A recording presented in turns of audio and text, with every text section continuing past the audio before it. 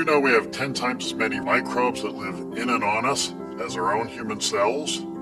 That is to say, we have 3 to 5 pounds of microbes that live in our gut.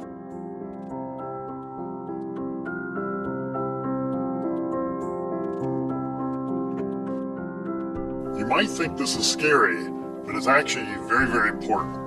Our collection of microbes is called our microbiome. It's our bacteria, it's our viruses, it's the fungi, and they're normally very healthy, happy things.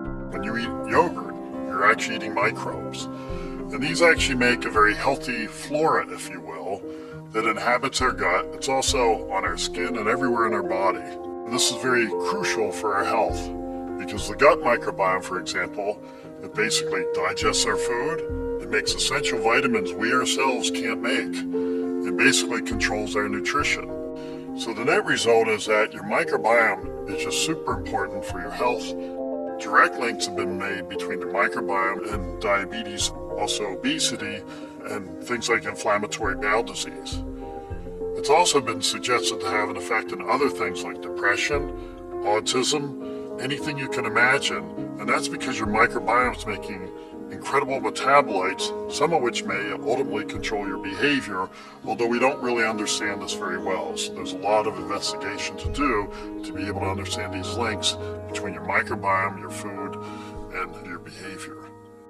There's a key metabolite that's been implicated in heart attacks that's made by your microbiome. So people eat a lot of red meat, make something called carnitine. That gets converted into a compound called TMAO, and TMAO has actually been associated with heart attacks in humans. And it's your microbiome that converts the carnitine into TMAO. So by trying to control people's microbiome, we hope to be able to actually control people's health, not only for things like diabetes and obesity, but also for things you wouldn't necessarily have guessed, like heart attacks. Understanding the microbiome will be hugely important for understanding and managing space travel. With the twin astronauts, we're going to see what kinds of changes occur as people get blasted off through space and as they live in space for a long period of time. This will be very important when people go on multi-year missions to Mars and other places.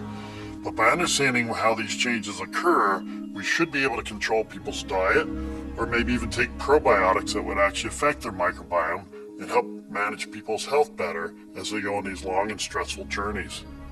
The microbiome is an important part of the omics puzzle. It's something you can control through diet and probiotics, and it's very valuable then for not only managing folks in space, but also for people here on Earth.